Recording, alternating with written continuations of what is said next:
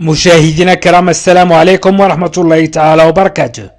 إذن salut, je suis Karim. Salut, je suis Karim. مرحبا، أنا كريم.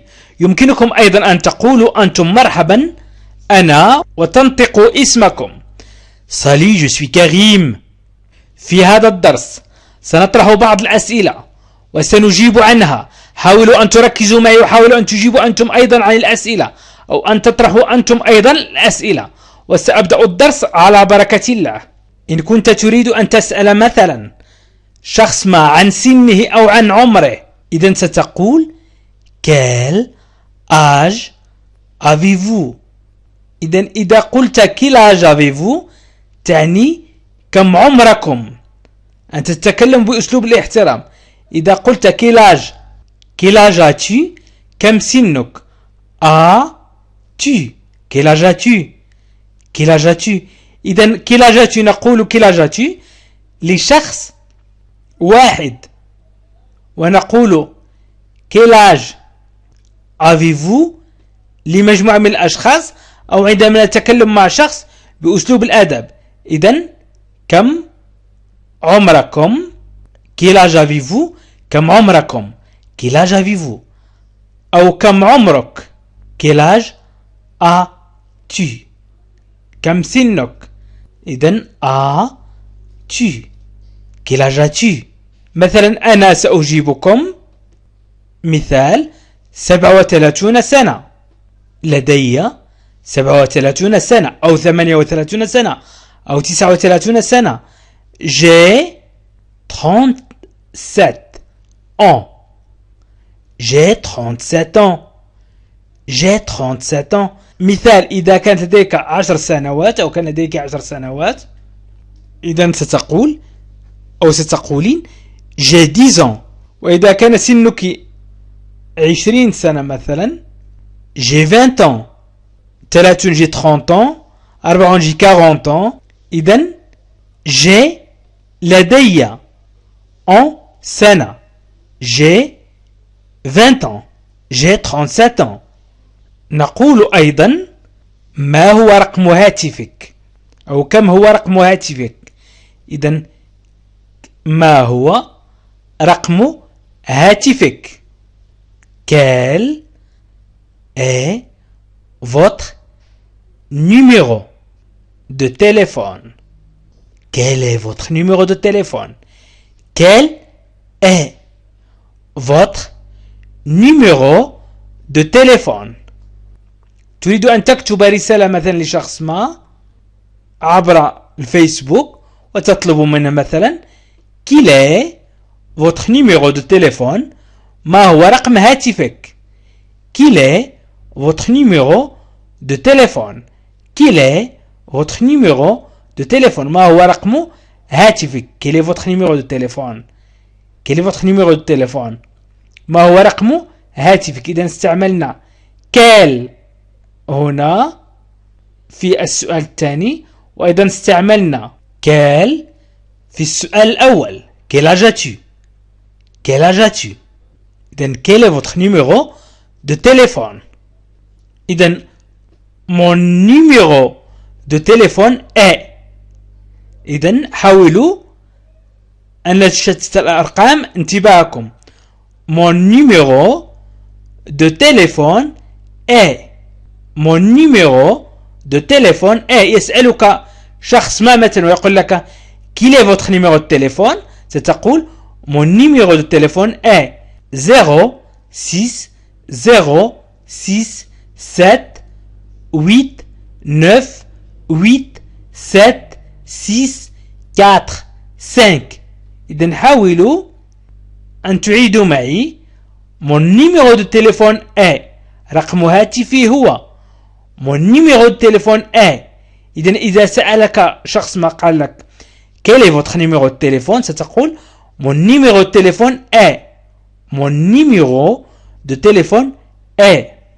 مثلا تريد أن تطرح السؤال ما هي اللغات التي تتكلم. ما هي اللغات التي تتكلم. إذن ما هي اللغات التي تتحدث بها. أو تتحدثها، تتحدث بها أو تتحدثها. إذا ما هي اللغات التي تتحدث بها أو تتحدثها؟ إذا quelle langue parlez-vous؟ يمكن نقول parles-tu أو نقول parlez-vous. parlez-vous نتكلم بأسلوب الأدب.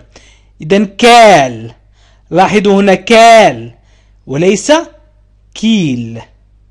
كال لأن لونغ مؤنث. هناك من يكتب أخطاء كما في الصورة أمامكم. كال لونغ parles-tu، وهي في الحقيقة كال لأن لونغ مؤنث. كال لونغ، نستعمل كال للمؤنث وكيل للمذكر. كال للمؤنث وكيل للمذكر. إذن كيل تعني ما هو وكال تعني ما هي. Quelle langue parlez-vous؟ إذن quelle langue parlez-vous؟ Quelle langue parlez-vous؟ حاولوا أن تطرحوا هذا السؤال. Quelle langue parlez-vous؟ Quelle langue parlez-vous؟ Quelle langue parlez-vous؟ ما هي اللغات التي تتحدثها؟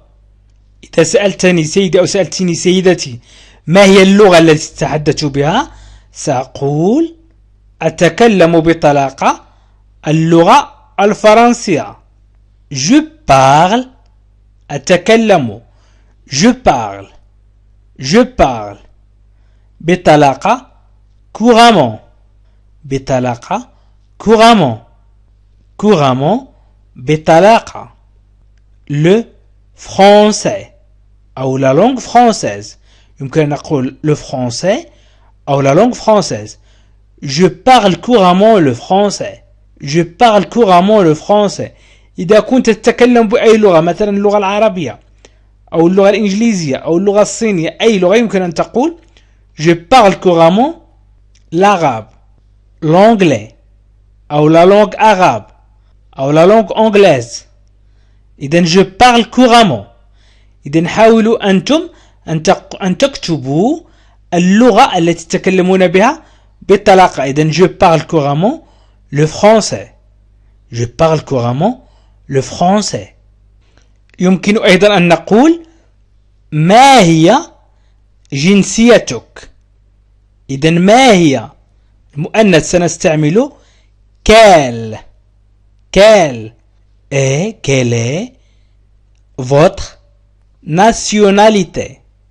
إذن nationalité، la nationalité وهي الجنسية، وهي مؤنث، اسم مؤنث، c'est un nom féminin. votre nationalité جنسيتك أو جنسيتك. إذن جنسيتك أو جنسيتك. quelle est votre nationalité؟ quelle est ما est هو أو هي. إذن quelle est ما هي. إذن استعملنا quelle avec deux L. إذا قلنا كيل تعني ما هو، وكال تعني ما هي. quelle est votre nationalité؟ إذا سألتني أو سألتني سيدتي عن جنسيتي سأقول إن كنت جزائري ستقول je suis algérien. وإن كنت مغربي ستقول je suis marocain. وإن كان اسمك كريم بناني أي أنا جزائري ومغربي. وأنا مغربي. إذن je suis algérien et je suis marocain. double nationalité. إذن يمكنكم أن تجيبوا عن جنسيتكم. مثلا je suis algérien, je suis marocain, je suis français, je suis tunisien. إذن يمكنكم أن تقولوا جنسيتكم كيفما كنت. يمكنك أن تقول جنسيتك. إذن يمكنكم مشاهدينا الكرام أن تشاهدوا جميع فيديوهات هذه القائمة بالضغط على الروابط أسفل الفيديو في خانة الوصف وفي خانة التعليق، أو اضغطوا على علامة إي وسط الدائرة في على الفيديو على الجهة اليسرى وستجدون جميع الفيديوهات، أي قائمة جميع الفيديوهات. أيضا يمكنكم الضغط على لا لونغ فرونسيز والضغط على قوائم التشغيل وتجدوا أيضا القائمة إن شاء الله وجميع البرامج وحاولوا أن تضغطوا على جيم، وحاولوا أن تشاركوا الفيديو عبر الواتساب أو الفيسبوك أو تويتر لكي تعم الفائدة. وشكرا لكم، وإلى لقاء آخر فيديو آخر إن شاء الله بإذن الله.